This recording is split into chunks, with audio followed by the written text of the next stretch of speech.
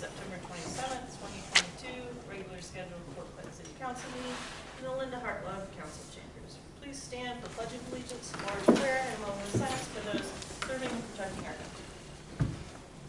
Allegiance to the flag of the United States of America and to the republic for which it stands, one nation, under God, indivisible, with liberty and justice for all. Father, who art in heaven, hallowed be thy name. Thy kingdom come, thy will be done, on earth as it is in heaven. Give us this day our daily bread. Forgive us our trespasses, as we forgive those who trespass against us. And lead us not into temptation, but deliver us from evil. Thine is the kingdom, power, and glory, forever and ever. Amen.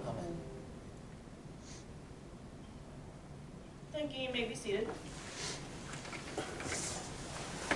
Will the clerk please call the roll? Pat Hovis here. Jared Trolley. Present. Excuse me. Roseanne Hickman. Here. Beth Gilman. Here. Margaret Phillips. Here. Kelly Gangle. Excused. Richard Morgan. Excused. Council, you previously received the September 13, 2022 regular meeting minutes. Do I have a motion to approve the minutes? Madam President, I move to accept September 13th, 2022. Do we have a second? Thank you, Mr. Phillips. I have a motion by Ms. Phillips, seconded by Mr. Troy to accept the September 13, 2022 regular meeting minutes. Any discussion? Okay. All in favor, say aye. Aye. Aye. Opposed, the same sign. Motion carries. Thank you very much. The chair notes that certification has been made regarding compliance and rules and notifications of this meeting. We have no guest presentation, although we do have a mayor this evening.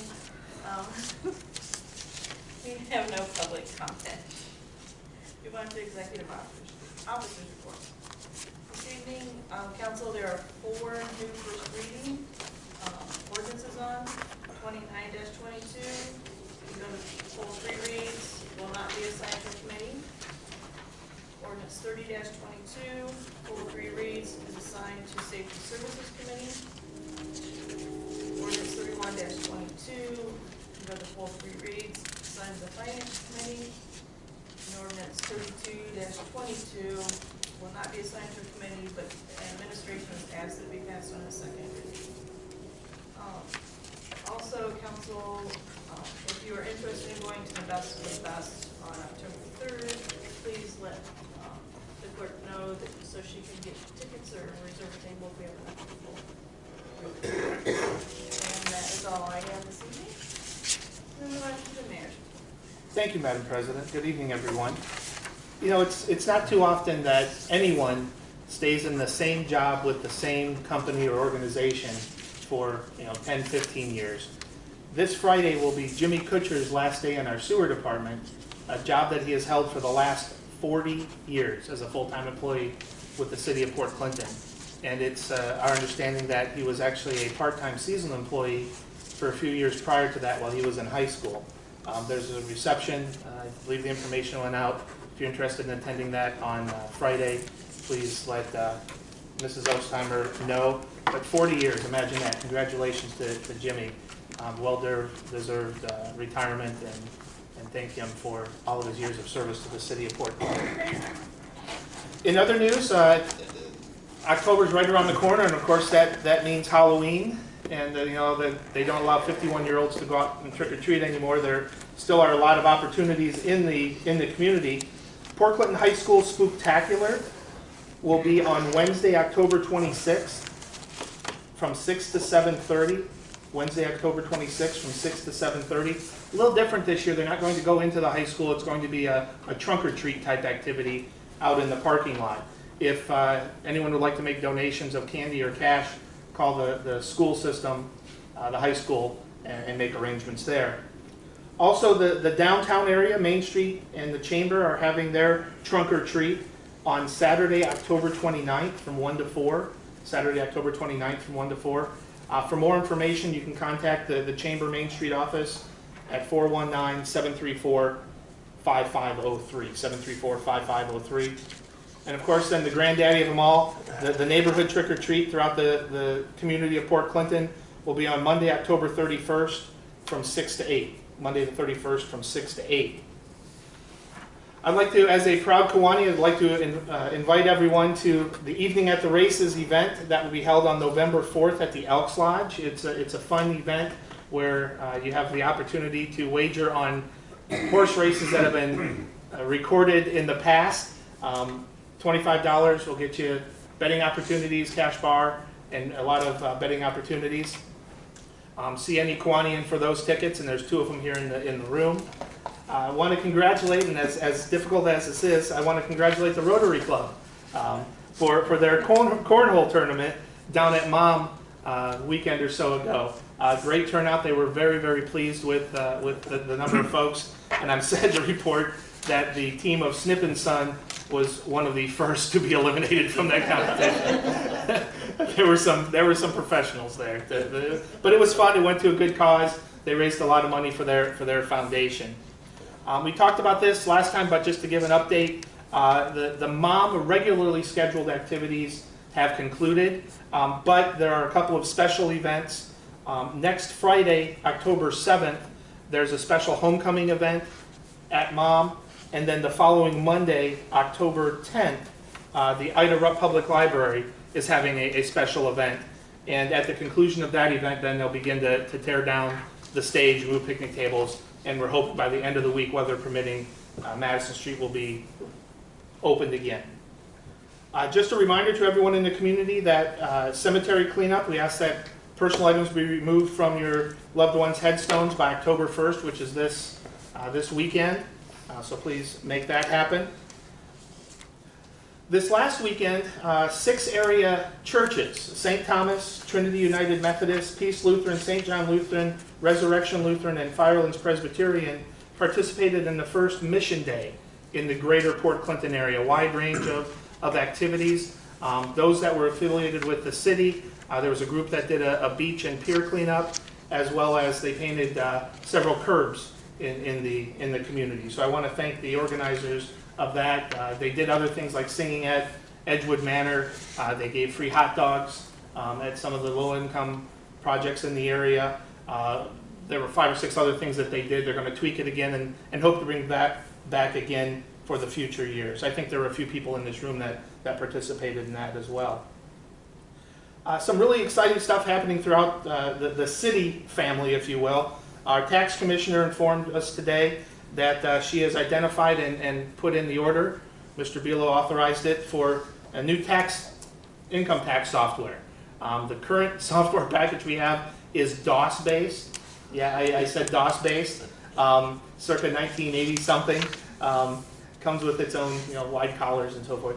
But this new program will allow for just an upgrade in so many different ways. And there are some modules they believe that will allow for dock tax, bed tax, and other avenues. I know the tax commissioner, the auditor, him, yeah. Treasurer, thank you. I can't see a sign.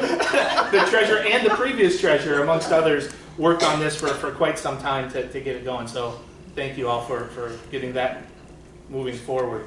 And then there was some exciting news earlier this week from our fire chief, and I'll let him talk about it, about the Ohio First Responder Recruitment, Retention, and Resilience Program and the several $100,000 that we received. Chief? We applied, and this is going to tie back into the ordinance 3122 that I came to visit on to answer any questions that you've got. But with our EMS and everything is growing as fast as it is, the fire department growing as fast as it is, and demands for training and a whole bunch of other stuff, I'm the first to admit it's time for me to get some permanent help. So we started looking at different grants, and this is phase 2 of the Ohio First Responder Recruitment, Retention, and Resilience Program. What that is, it's additional funds that can go to individual departments. We were essentially one of the top combo departments in the state that received this money. We went in, analyzed with the help of Rachel Klimatoff, and Brian and I went in and targeted what we needed. And to make a long story short, we got $220,964.04. And that is to hire a full-time, we're gonna start it off as an EMS captain, and my intention is to turn him into an assistant chief soon, so he can take my place. Not soon as in next year, but soon when he decides he don't want to be mayor. So, make a long story short, it's a very good deal. We are still in the hunt and in the running. Phase 3, which is $160,000, which is for our mental health, physical health, and a few other interesting things, and we're in the top 50.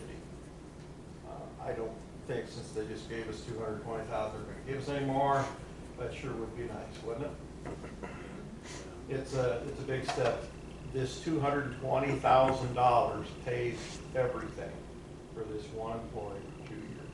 It pays all the medical benefits, it pays everything related to the employee itself, including equipment, an echo unit, other things that we're going to put into place to assist the community. Everything is going back for training, and we're, everybody's has seen us in operation many times this year. But to make a long story short, it's going to continue to keep us on top of it. We're doing a great job. We just want to do outstanding next. Thank you. Any questions for the chief on the When ordinance? will Brian become, when will he become the employee? Apparently after the third reading. Oh, is that when you, I thought maybe there was a scheduled, I mean, he's working now for Bowling Green, right? He is PRN. He comes in and he works, well, I'll be honest with you, he's paid for about 45 hours of pay, but he and I are putting in about 80 a week. Okay. So this is just going to get him here 24 hours a day. He's going to leave Bowling Green. Gotcha. He's going to retire I guess I should. and bring him. He wants to be home. Well, He wants, and I trust him totally to continue on with our legacy that we built.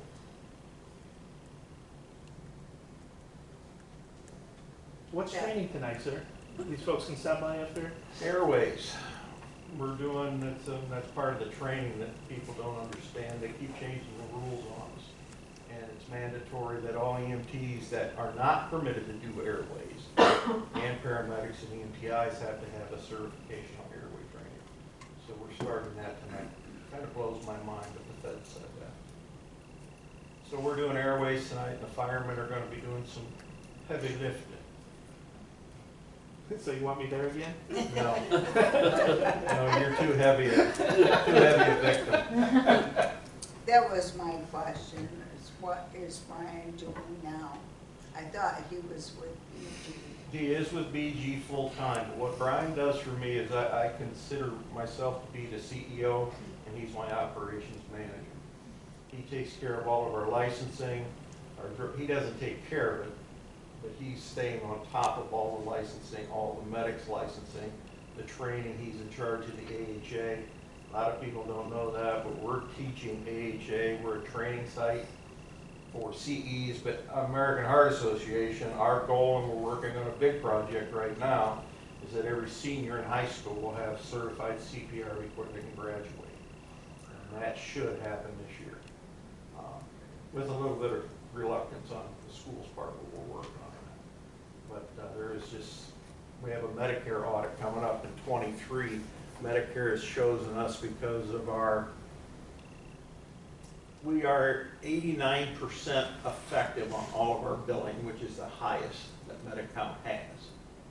And Medicare wants to use us as a guinea pig to improve they want to pay more, which I can't tell you what I really think of that, but they want to pay more, and they're going to use us in the audit. So there's just tons of it going on. I can't stay on top of it all. Very good, thank you. You're very welcome. Thank you, Chief. Thank you. Just work that's going around on town, in case you see it or other folks comment on it. The Friends of the Cemetery have acquired enough funds to replace a stretch of fencing at the new cemetery, the one at the far west end of 3rd Street, Riverview Cemetery. So the crews are removing some brush and the fence as you pull into the left. That work should be completed this week with the fence to go in as soon as possible. The playground at Portage Park over by Taft Hill has been removed. If you may recall, earlier in the year, the Ottawa County Parks District awarded the city some grant dollars. That new playground equipment is either en route or has arrived. It is here, we're just waiting for installation date. There you go. So the old one's gone and the new one's going in. The electric work that we've been talking about for quite some time now over at the wastewater treatment plant, that's in its final stages, should be done tomorrow or the next day. And a hydrant at the intersection of Orchard and Harrison. It was either replaced today or will be tomorrow. They were waiting on some parts.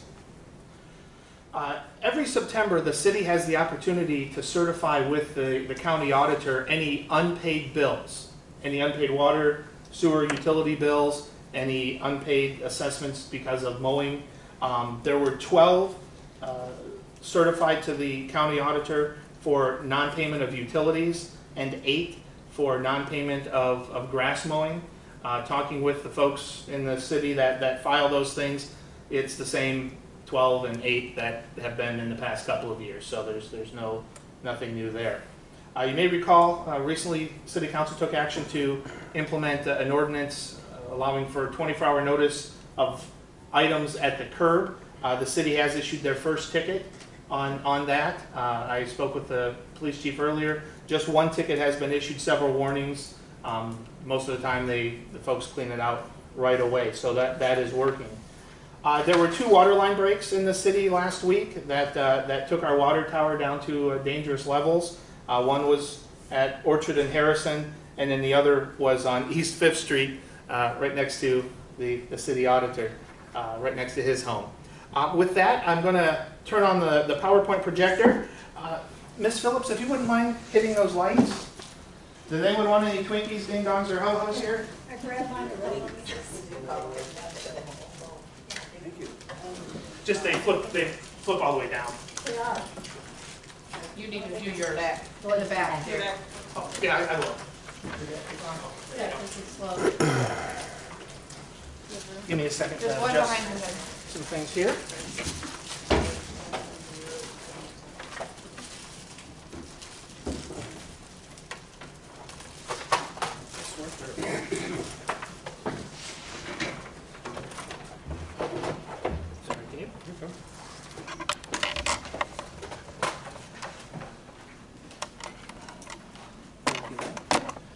Well, what I'd like to do is just give a real brief update on the forward-looking infrastructure project, something obviously the community's been talking about for quite some time. Back in 2018, when I was contemplating my run for mayor, I met with 2 groups, the then juniors at Port Clinton High School and about 205 adults living in Port Clinton. And I gave them each a piece of paper with 13 issues facing the city of Port Clinton. And I asked them to pick their top 5. And both groups came up with, in slightly different order, that same top 5 with roads and infrastructure being at the top of that list. So fast forward then to 2019, April 9th, I was appointed mayor by this body. On April 11th, my second day in office, I met with then Safety Service Director Olin Martin and 3 individuals from Pogemeyer Design Group who over the past couple of years I've gotten to know quite well. And we talked about what the city didn't have. Now we had, thanks to the previous administrations and 3 previous city councils, we had a study that looked at our condition of our water lines. We had a separate study that looked at the condition of our sewer lines, and we had yet another study that looked at the condition of our roadways. But there was no comprehensive plan. And yes, over the years, we have taken care of Street X and Street Y, but there's never been a 50,000-foot view of how what we do on Street X impacts A, B, C, D, and E. And so what they told me from day one, they said, Mayor, there are 2 things you need to do before you can move any farther. You need a plan and you need money. And at that time, we had neither. So as we moved our way forward, they developed a plan. We had conversations with all of the department supervisors here in the city. We met with council members on an individual basis right here in this room. gave them the generic plan of what we were looking to do, and no one said, you know, this is a crazy idea, don't do it. Everybody said, go, go, go. So the next step was we then took that out to the community and had 8 or 10 community discussions on this plan. The original intent was to work on all the streets at once, because if you're on 5th Street and you don't see any work outside your door, you're not going to vote for something that's happening on 7th Street. What we found out was, and we were going to put that to a vote of the people, what we found out was the folks said, you know, we all know this needs to happen, just move forward. And that was very apparent right from the get-go. So about 2 or 3 meetings into that discussion, the folks from Pogomire started to look for funding sources and ways to pay for this whole thing. And what they discovered was, because we were going to do some below-ground work with some asphalt and then pave a whole bunch of other streets, there really wasn't any funding source out there that would help us with that much pavement. So we took this big project and divided it into 2. And I know you've heard this before, but I just want to recap it for everyone. We have Project A, which is everything above ground that's not impacted by Project B, which is the below ground stuff and everything associated with that. Now, as we worked our way through this discussion, today we're looking at a $34 million project. But that's not the end, because the estimate from a couple of years ago put the needs of the city of Port Clinton in that $120 to $130 million range, with appreciation that's probably closer to 150 right now. So we have the plan, and we know approximately what it's going to cost, including with B, the Lakeshore Drive issues that we've been dealing with the past couple of years with the flooding. So we have that plan. Now we have to figure out how to pay for it. With the below ground portion, City Council enacted at the end of 2020 EDU charge, equivalent dwelling unit charge on utility bills. That went in place at the beginning of last year. Then, of course, last November, the voters of the City of Port Clinton were asked to authorize a 4% street levy to pave the roads in town that aren't addressed by A. That obviously went into effect at the beginning of the year. So at this point in time, we have the 2 things that Pogomire said we needed in order to move forward. Much like Kent here in his fire department, he had the money and he had the plan, so he could move forward and look for grants. So we began that process of looking for grants. Now we already learned that there are no grants for pavement, so that work is set. What we're going to talk about from this point on is on the right-hand side, that B, the below ground stuff. Why do we want to look for these grants? Because it lessens the burden on the community. Our community has a defined amount of money, collectively, in all of our wallets. If we spend the money on the roads, we can't spend it on the parks. And if we spend it on the parks, we can't buy new police cars. So trying to find that way to lessen the burden on the citizens so we can do more things with more is one of the reasons. The other is to speed things up. So we've got our Project B, and that's not the end of it. Remember, we have a $130 million need, and we're only addressing $34 million. So whatever grant dollars we can get to take off the top of those B funds, we can then apply to FLIP 2.0, the next phase, building on that infrastructure project. And then hedge against inflation. Normally in the construction world, you look at about 5% inflation year over year. Right now it's at about 10%. It's coming down, but it's still at 10%. So any money we can get from these other sources is going to allow us to accomplish these 3 goals in a timely fashion. Now, as we worked our way through this process with B, and you've seen this slide before, we talked with a whole alphabet soup of organizations out there. And actually, since I created this slide back in October of last year, there's probably 5 or 6 others that you can add to that. But the one I want to talk about specifically for tonight is the U.S. Army Corps of Engineers. You may recall that 5-6 weeks ago, the Army Corps of Engineers, with the help of Congresswoman Kaptur's office, granted the city of Port Clinton $2 million for Plan B. What you're seeing right now are $100 bills popping up at a rate of 4 per second. In order to get $2 million at this pace, we'd be watching this screen for an hour and 23 minutes. That's a heck of a lot of $100 bills. An hour and 23 minutes of watching $100 bills pop up on this screen. Now, it just so happens, another way of looking at it, just so happens I have a $100 bill in my pocket. I had to break out my piggy bank and go to the bank and do that. Ms. Phillips, could you hold this $100 bill for a second? I would like it back. It's pretty heavy, isn't it? Yeah, it weighs about 0.035 ounces. But $2 million of $100 bills weighs 44 pounds. Folks, it's a lot of money that we're talking about here. It's a lot of money coming into the city of Port Clinton. To put that another way, $2 million is a little less than half of what the new walkway down on Jefferson Street cost us. $2 million is about 40 police cars.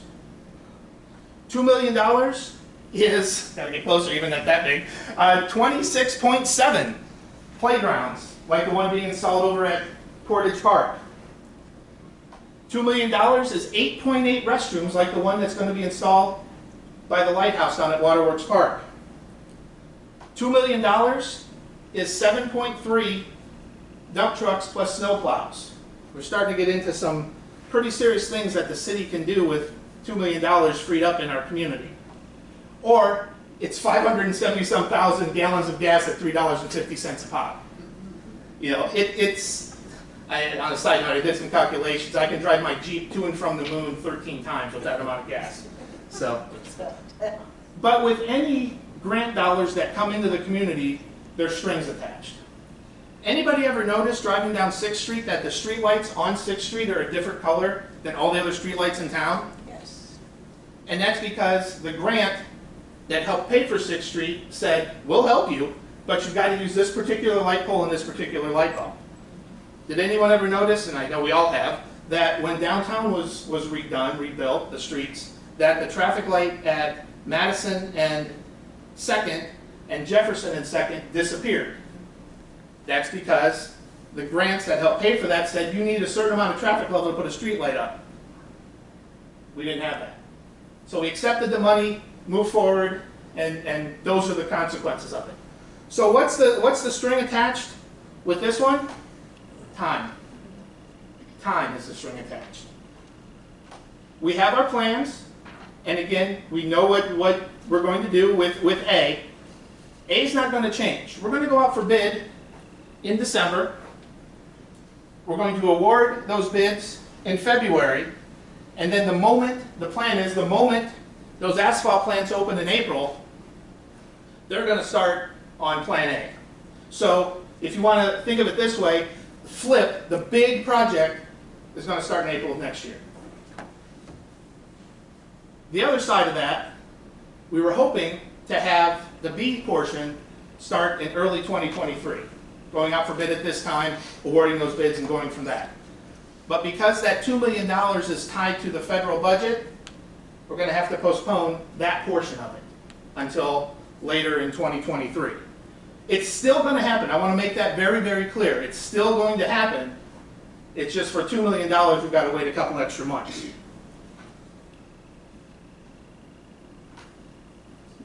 So, I'm sorry, I should have planned this better. So what are the options? We can certainly give back that $2 million and move forward. Or as my mom would say, suck it up, buttercup, and just deal with, hey, let's wait a couple months. Or we can look at a Hail Mary. And let's see if we can split apart Plan B. And what do I mean by that? Well, there's the map of what's going to happen with Plan B. And if you look closely, those squiggly lines, all of 4th Street, part of Washington, and part of 7th Street are going to be completely rebuilt, much like 6th Street was, believe it or not, 14 years ago, and much like the downtown area was the past couple of years. Again, Hail Mary, if it happens, we would take that $2 million and create Project C, complete reconstruction of those those 3 roadways. So again, with Plan A, this doesn't impact it. Nothing's going to change. If we're successful, we can push that timetable to mid-2023 with then the Plan C portion happening in late 2023. Now, anybody that watches football knows not too many times do Hail Marys work. You know, the most famous one is Doug Flutie to beat the Miami Hurricanes. But in the event that our Hail Mary falls incomplete or there's a penalty on the play, we're just going to go back to the late December, get rid of C altogether, and go back to late 2023 with Plan B. What are the hurdles for this Hail Mary to work? The first one is our existing revenue sources. We went out to that alphabet soup of folks and said, folks, here is our Plan B, give us money. And several folks said yes. Now we're going to have to go back to them and say, well, this was our plan, now here's our plan. Are you okay with that? We think some of them will be okay, we're not certain about others, but again, we're working to try to make this happen. The other hurdle in that is engineering costs. Plan B is one big project with everything underground. If we pull out 4th Street, 7th Street, and Washington Street, the engineers are going to have to go back in and tweak a few things because their plan was to have everything coalesce with one contractor. Now we're going to be dealing with 2 separate contractors. So there'll be a little bit of extra cost, again, nowhere near anything that's going to interfere with the whole $2 million and so forth. And then finally, the last hurdle is the frustration of it all. There's nobody in this room other than maybe Tracy, and he's not here tonight, that wants to see this thing happen. You know, Tracy said it several times. He can't wait for that phone call for someone to complain that they can't get down the street because there's road construction. I'm so looking forward to that call, you don't know. But again, we're only talking about a few months if we're not able to complete this Hail Mary. Does that say review? So to recap, we have the pieces in place to move forward. You know, we have our plan and we have the finances. $2 million is a heck of a lot of money. Returning it is not really a wise thing to do. If we do, we'll never see any money from the U.S. Army Corps of Engineers, or for that matter, perhaps even other entities if we turn this down, because it could have gone to somewhere else. You know, I'm sorry. The delay isn't the best solution in the process, but it's out there. And if we're able to work out C, it just moves us forward. But again, either way, the project is going to move forward. It's just the timing of everything. But again, the project, the flip as a big project, is set to start April of 2023. Any questions?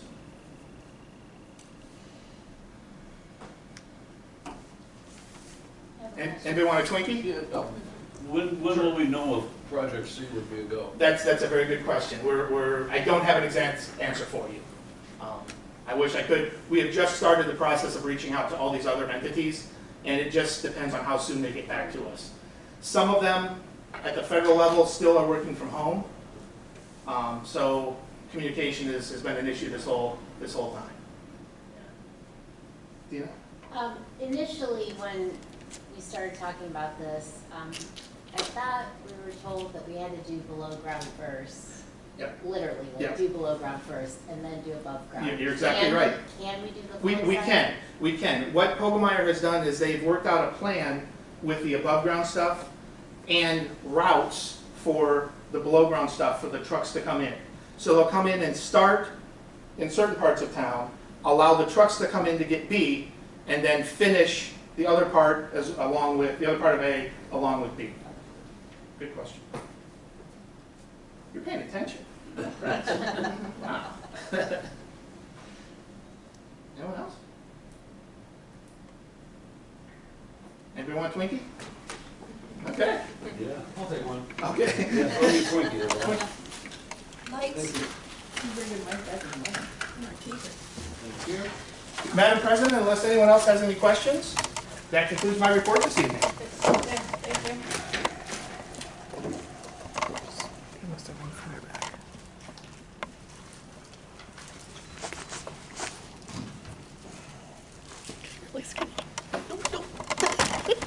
I'll just, Keep it, Margaret. yeah, I'll just leave it till you. I forgot. I'll hold it, Margaret. Colleagues always sort of wireless. 20 years. What? Yeah, another 20 years. What we do?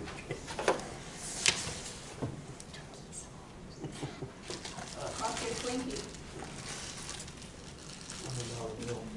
Oh, yeah. Forgot all about that. Thank you. Martin will buy everybody dinner. Yeah. Buy him a Twinkie, Margaret. I would recognize that tomorrow. We'll move on to the auditor's report. Thank you, Madam President. Council, it's good to be back with you again. I believe all of you have in front of you the financial report from August. The September report will be out sooner than the August one was. Just had some work and some personal travel that kept me away from that, but not from the other duties. So going on to the tax commissioner's software package, you recall when we passed the full budget in the appropriations ordinance for 2022, buried in there were some set-asides for what I called our IT modernization efforts across the different offices. So what council had approved in the appropriations included a $50,000 set-aside under the income tax fund for such a purpose. The quote for the new software solution is around $40,000. There'll be some recurring annual costs that we don't face today, but nothing that is a deal breaker in my perspective from the looking at the dollars and cents. So that's something that council approved dollars for, and they'll be moving forward on that. I'm happy to answer any questions about that. I'm glad to see the playground is being installed. Council also approved an ordinance that we could accept those grant dollars, and hopefully the installation date will be sooner than later. We're hoping October. Okay. My recollection is if it can be installed and we do the paperwork and like a ribbon cutting and install a sign from the Ottawa County Parks District, we get our reimbursement grant or grant via reimbursement to the tune of $15,000 or $18,000, I think it was. But I think that has to happen before November 1st for some reason, but we're glad to have those funds. So council, thanks for approving those, and I'm glad we were able to get that installed. I think it'll be a great project. Just one additional detail on the infrastructure project, not to get too far ahead of what the mayor presented in his slide deck, but there's even more federal dollars on the table. Thanks to Congresswoman Marcy Kaptur's office, she took a step to see that the city receive approximately $3.5 million earmark through the U.S. EPA, not the Army Corps of Engineers, but the U.S. EPA for the Plan B portion. That one is tied to the federal budget, which hopefully will be wrapped up in December. So I don't view that as a problem. It's just one more external funding source that's deferring everything that we all need to pay out of our pockets for this enormous project. So I want to thank her office for doing that, and I hope that it becomes law in December when Congress looks to take up the budget. So we'll keep you apprised as that goes forward. And I'm happy to answer any questions about the financial report or anything else. Any questions from council for Mr. Velo? Okay, I will ask that when we get down to correspondence, we add the auditor's financial report at that time. Treasurer's report. Yes, currently our dock tax collections, by the way, I'm Joe Brenner, I'm the treasurer. Hi, nice to meet you. Our dock tax collections are at $20,780, leaving us at 74% of our budget. And pleased to say our bed tax is at $248,310.87, which we are at 99% of our budget with a quarter of the year to go. So there's definitely been some people visiting our area, which has been excellent. I'd like to thank Sandy, who puts this report together, and she has been diligently surfing the web for anybody who is renting short term. So thank you, Sandy, for that. And that's my report. Thank you. Thank you. Council have any questions for the treasurer? That's what you are, correct? I would, yes. Yep, just confirm. Move on to the law director's report. Thank you, Madam President. I don't have anything tonight to present, but if anyone has any questions about any of the ordinance, I'll be more than happy to answer those during that portion. Thank you. Move on to supervisory report. Chief Johnson, did you have anything else? No, just remember that all of you are welcome to come visit the department down there. We have purchased our rapid rescue boat.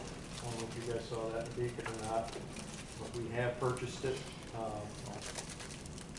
trained on it, et cetera, so we are ready for river, marina, yacht club problems, those type of things. So we are ready to pursue that. It will go in the water full time starting spring '23. Other than that, thank you, Madam President. Thank you. Does anyone have any questions for Chief Johnson this evening from council? Okay. We'll move on to committee reports. Finance, Ms. Elvis? Nothing other than we will be having a meeting looking at the week of October 10th to discuss ordinance 3122 and get everybody together. Thank you. Environment and Public Works, Mrs. Hickman? Nothing tonight, Madam President. Thank you. Safety Services, Ms. Phillips? Thank you, Madam President. We finished a meeting the last time, and it was in your notes for the 13th of September. Tonight, we're going to be picking up another ordinance to look at. We will be meeting October 25th at 5:30 here. Thank you. Economic and Community Development, Mrs. Gilman? We meet immediately following this meeting tonight, Madam President. Thank you. I'll move on to correspondence. Does council wish to take any action as far as correspondence? Madam President, I would like to add the auditor's financial report to the correspondence. Thank you. Do I have a second? Second. Thank you, Mr. Troy. We have a motion by Ms. Phillips, seconded by Mr. Troy to add the financial report of August 31st, 2022 that the auditor presented. All in favor say aye. Aye. Opposed, the same sign. And motion carries. And the financial report is hereby added under correspondence. So we have under correspondence this evening, Safety and Services Committee meeting minutes of September 13th, 2022. Planning Commission meeting minutes, August 25, 2022. Architectural Review Board minutes, September 8th, 2022. And the financial report from August 31, 2022. Does council wish to take any further action as to correspondence this evening? Madam President, Yes, Mr. Troy. make a motion that we approve all correspondence. Thank you. Do I have a second? I'll second. Thank you, Mrs. Hickman. We have a motion by Mr. Troy, seconded by Mrs. Hickman to approve the correspondence. All in favor say aye. Aye. Opposed, the same sign. Motion carries. Thank you. We'll move on to readings of ordinances and resolutions. We have, under third readings, we have ordinance 26-22. Would the clerk please read by title and summary only, ordinance 26-22. Ordinance number 26-22, an ordinance amending section 521.08A, 521.08F, 521.08G, 521.10D, 521.10E, and enacting section 521.08H of the chapter 521 of the Port Clinton Codified Ordinances regulating litter and declaring an emergency. Thank you. Does council wish to take any action as to ordinance 26-22 this evening? Madam President, Safety and Service met before the last meeting that we had, and we approved this from our standpoint, thinking this is a good idea. Okay. And it was a 3-0 vote. Okay. Does council wish to take any action, further action as to ordinance 26-22? Madam President, Yes. I move we retain the emergency clause in ordinance 26-22. Thank you. Do I have a second? I'll second. Thank you, Mr. Rowley. Any further discussion? Okay, I have a motion by Mrs. Gillen, seconded by Mr. Trolley, to retain the emergency clause as to ordinance 26-22. Would the clerk please read, or would the clerk please call the roll? Pat Hovis. Yes. Beth Gilman. Yes. Roseanne Hickman. Yes. Margaret Phillips. Yes. Jerry Trolley. Yes. Thank you. Motion carries by a vote of 5-0. The emergency clause is hereby retained. Does council wish to take any further action as to ordinance 26-22? Madam President, Yes, Mrs. I move we adopt ordinance 26-22. Thank you. Do I have a second? I'll second. Thank you, Ms. Phillips. Any further discussion? Okay, we have a motion by Mrs. Gilman, second by Ms. Phillips, to adopt ordinance 26-22. Would the clerk please call the roll? Roseanne Hickman, Yes. Pat Hovis. Yes. Beth Gilman. Yes. Jerry Trolley. Yes. Margaret Phillips. Yes. Thank you. Motion carried by a vote of 5-0. Ordinance 26-22 is hereby adopted. Move on to second readings. Would the clerk please read by title and summary only ordinance 27-22? Ordinance number 27-22, an ordinance to approve July 2022 replacement pages to the Port Clinton codified ordinances and declaring an emergency. Thank you. Does council wish to take any action as to ordinance 27-22? Seeing none, ordinance 27-22 will be moved to its third reading at the next regular scheduled council meeting on October 11th, 2022. We'll move on to first readings. Would the clerk please read by title and summary only ordinance 29-22? Ordinance number 29-22, special purpose flood damage reduction ordinance for the city of Port Clinton, Ohio. Thank you. Does council wish to take any action as to ordinance 29-22? Madam President, I'd like to ask a question on that ordinance, if that's okay. Sure. Madam Law Director, could you explain that a little bit in your words? Ordinance 29. So, in 2016, this ordinance was amended, and so there's another amendment to this.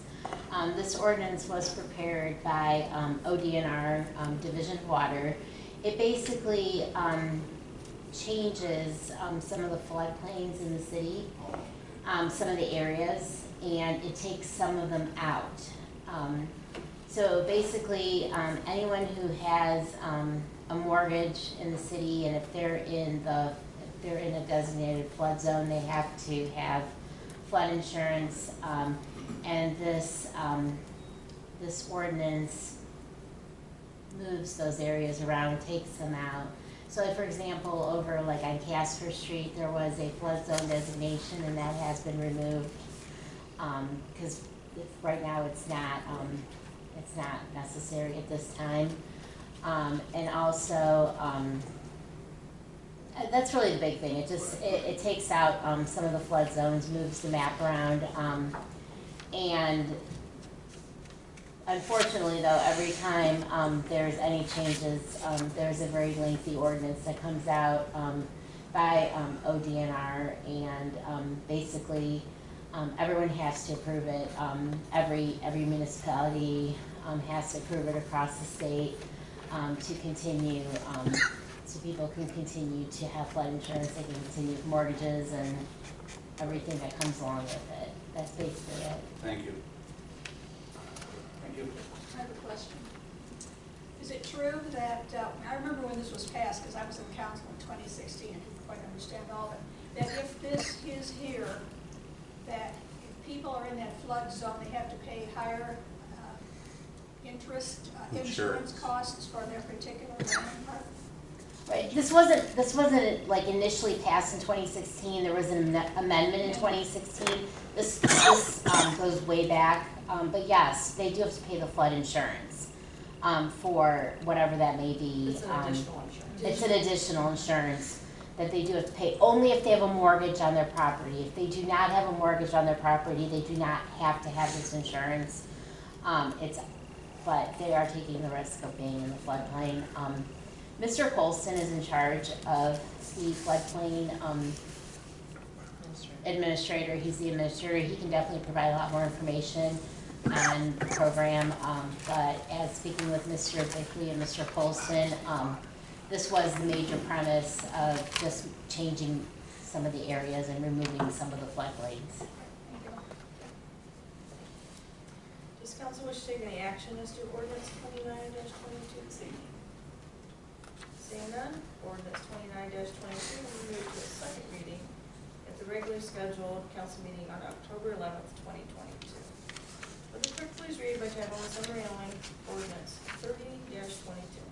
Ordinance number 30-22, an ordinance amending section 717.03 of chapter 717 of the Port Clinton codified ordinances regulating peddlers and declaring an emergency. Thank you. Does council wish to take any action this evening as to ordinance 30-22? Seeing none, ordinance 30-22, we move to a second reading at the regular scheduled council meeting on October 11th, 2022. Madam President, if anyone has a question on that ordinance, the only amendment to that ordinance was we included that anyone who's applying for a peddler's license now needs to have a full background check instead of just a partial background check. So that was the only amendment. A lot of bikers won't be happy. Okay. Would the clerk please read by title and summary only, ordinance 31-22? Ordinance number 31-22, an ordinance revising and fixing the salaries of certain supervisory positions classified as non-exempt employees of the city of Port Clinton, Ohio, not covered by collective bargaining agreement, and replacing any previous ordinances referencing salaries for certain non-exempt employees and declaring an emergency. Thank you. Does council wish to take any action as to ordinance 31-22? Seeing none, ordinance 31-22 will be moved to a second reading at the regularly scheduled council meeting on October 11th, 2022. Will the clerk please read by title and summary only, ordinance 32-22? Ordinance number 32-22, an ordinance authorizing the Director of Safety and Service to enter into an agreement with the United States Army Corps of Engineers, also known as USACE, for the construction of the Port Clinton Water and Sanitary Sewer Replacement USACE Section 594 project, the project, and declaring an emergency. Thank you. Does council wish to take any action as to ordinance 32-22? Seeing none, ordinance 32-22 will be moved to Madam President, Yes, Mr. Beal. if I can just offer one comment or a request to council. We request that that be passed as soon as possible. There are many moving pieces that are contributing to the Army Corps timing that the mayor spoke to. Passing this as soon as possible, it's not going to fix the whole problem of timing, but it would help expedite some of the administrative pieces at the agency. Thank you. Yeah, and this is the one that council has asked if you pass on a second reading, yes.